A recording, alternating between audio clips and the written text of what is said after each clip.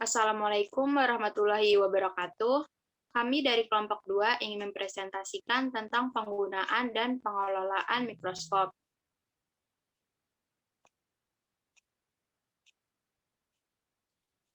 Yang beranggotakan Aidisti Ayuri Dityas, Firdias Astriasa Fitri, Nur Novita, dan yang terakhir Sifanul Khairiyah.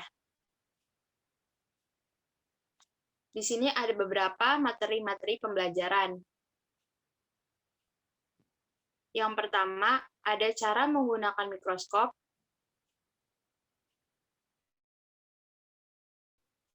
Yang kedua, ada cara mikroskop. Yang ketiga, ada cara memperbaiki dan memasang mikroskop. Dan yang terakhir, ada cara pemeliharaan dan perawatan pada mikroskop.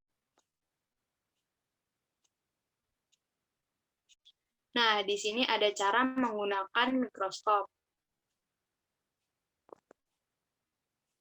Pertama-tama itu, letakkan mikroskop di atas meja pengamatan dengan bagian lengan tepat berada di hadapan kita. Lalu, bersihkan lensa dan cermin dengan menggunakan kertas tisu. Setelah dibersihkan, pasangkan lensa okuler dengan perbesaran lemah. Mengapa pengamatan preparat harus dimulai dengan perbesaran lemah? Karena untuk mempermudah mencari objek yang akan kita amati. Agar didapat medan penglihatan revolver, sehingga diperoleh perbesaran terkecil pada lensa objektif, yang searah dengan lensa okuler dan tubus okuler. Kemudian, putarlah cermin mikroskop ke arah sumber cahaya sambil melihat melalui lensa okuler, sehingga diperoleh medan yang terang tanpa bayangan benda lain.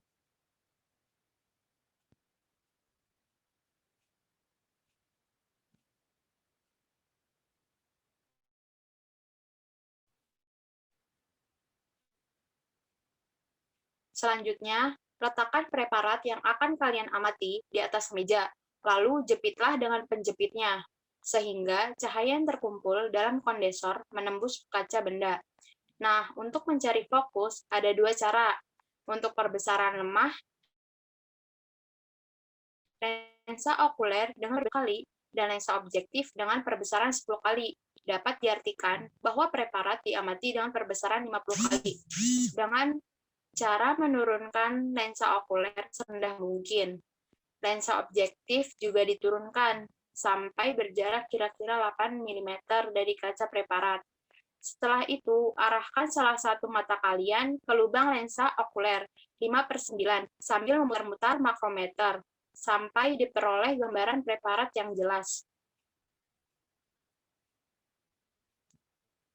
Nah, untuk perbesaran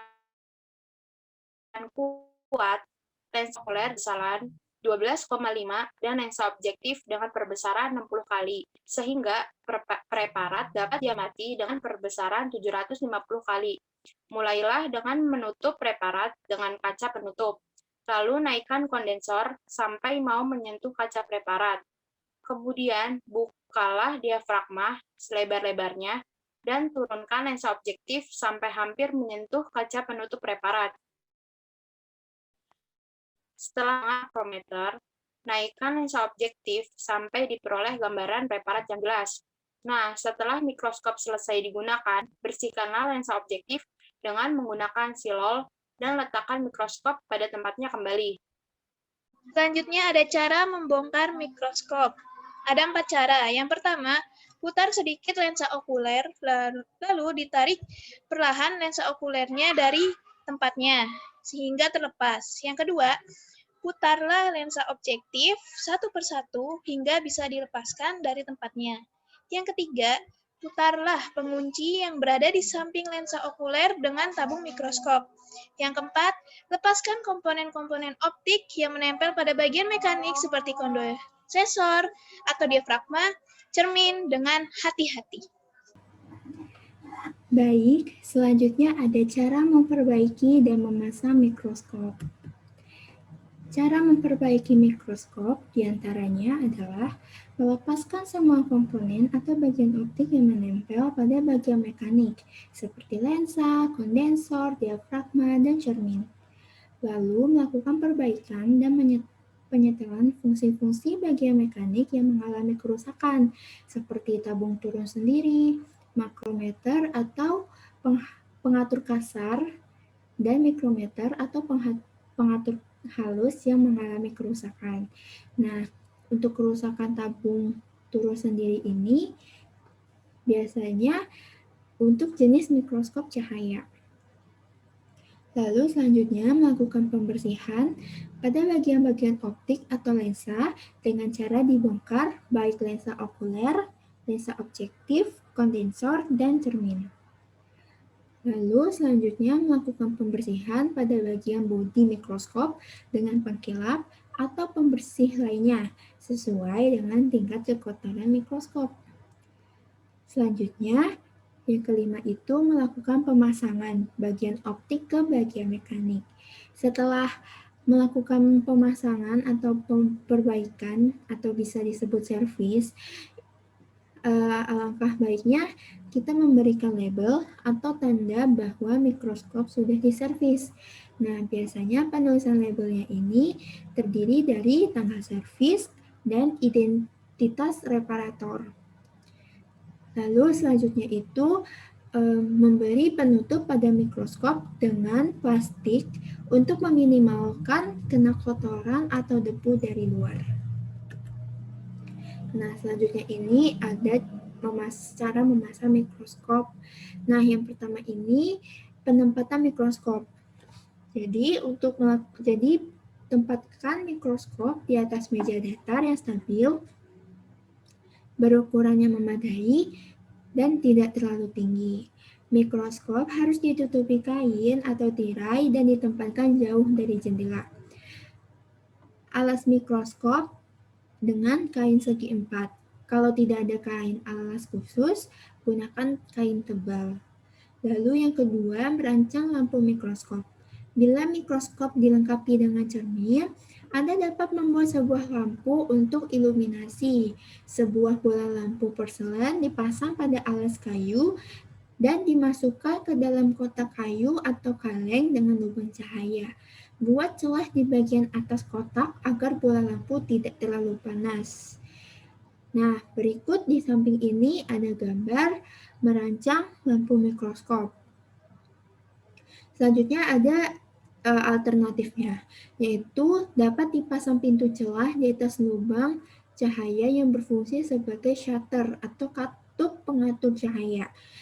Gunakan bola lampu opak 100 watt jenis daylight, berwarna biru atau putih. Lalu selanjutnya itu memasang perlengkapan mikroskop.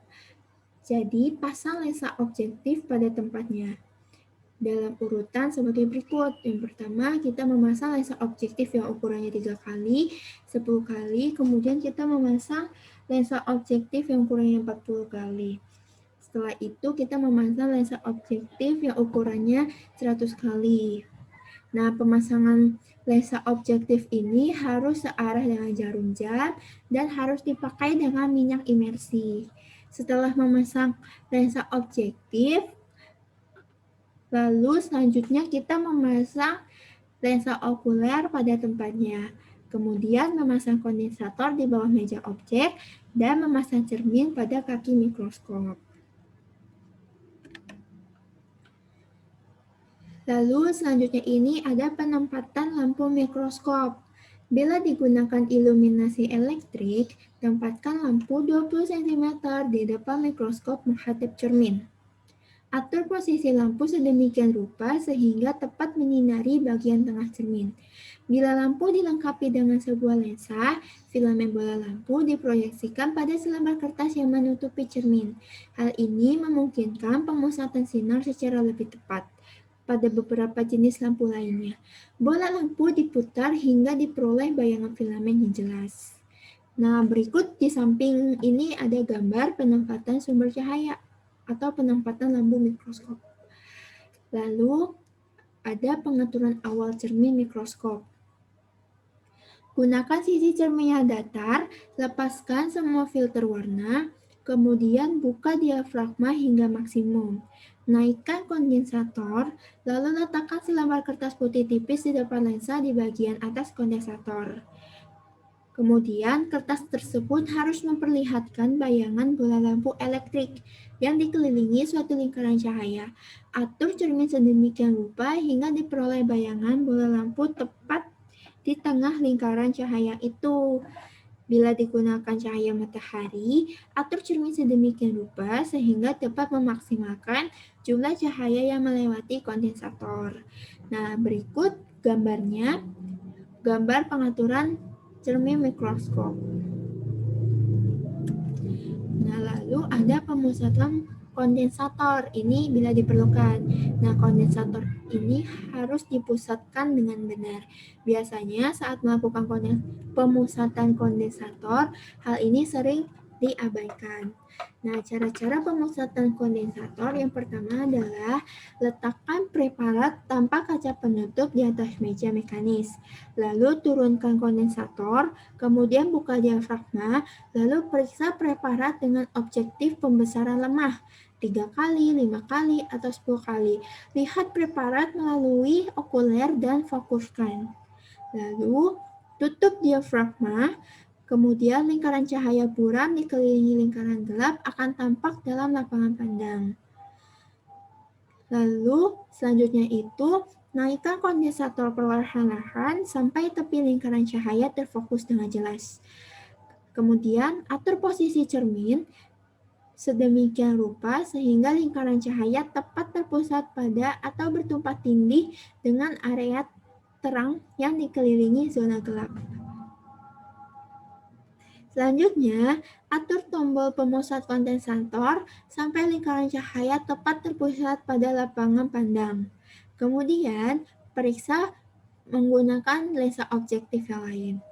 Nah, berikut di samping kanan ini ada gambar pemusatan kondensator. Selanjutnya, pengaturan diafragma. Nah, buka diafragma maksimal, lepaskan okuler dan lihat ke dalam tabung.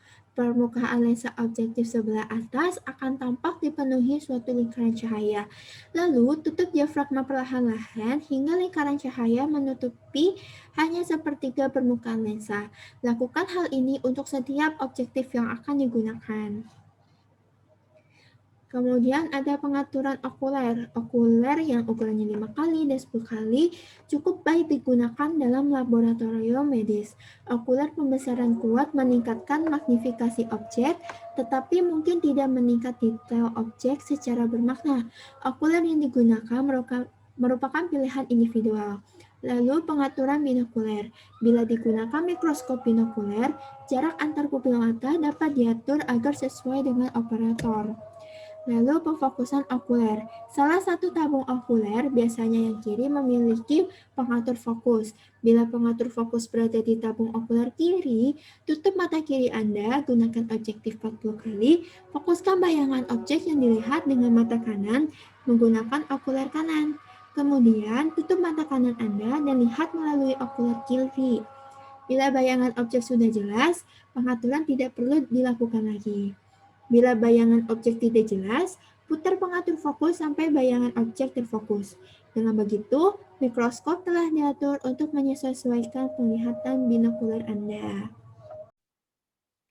Saya Firdias Astia Safitri akan melanjutkan presentasi. Selanjutnya adalah cara pemeliharaan dan perawatan pada mikroskop. Keawetan mikroskop dipengaruhi oleh 3 faktor. Yang pertama yaitu usia mikroskop, di mana jika semakin tua usia mikroskop, maka keawetannya juga akan semakin rentan. Yang kedua yaitu intensitas pemakaian. Jika mikroskop semakin sering dipakai, maka kemungkinan rusaknya juga akan semakin besar, sehingga keawetannya juga akan berpengaruh. Dan yang terakhir yaitu perilaku pemakai. Jika mikroskop dipakai oleh orang-orang yang ceroboh, maka kemungkinan rusaknya juga akan semakin besar, sehingga keawetannya juga akan semakin rentan. Selanjutnya ada ketentuan dalam perawatan mikroskop. Dikutip dari Panduan Pengelolaan dan Pemanfaatan Laboratorium IPA dari Kemendikbud pada tahun 2017, berikut adalah hal-hal yang wajib diketahui dalam rangka perawatan mikroskop supaya mikroskopnya lebih awet. Yang pertama yaitu disimpan di tempat yang sejuk, kering, bebas debu, dan bebas dari uap asam.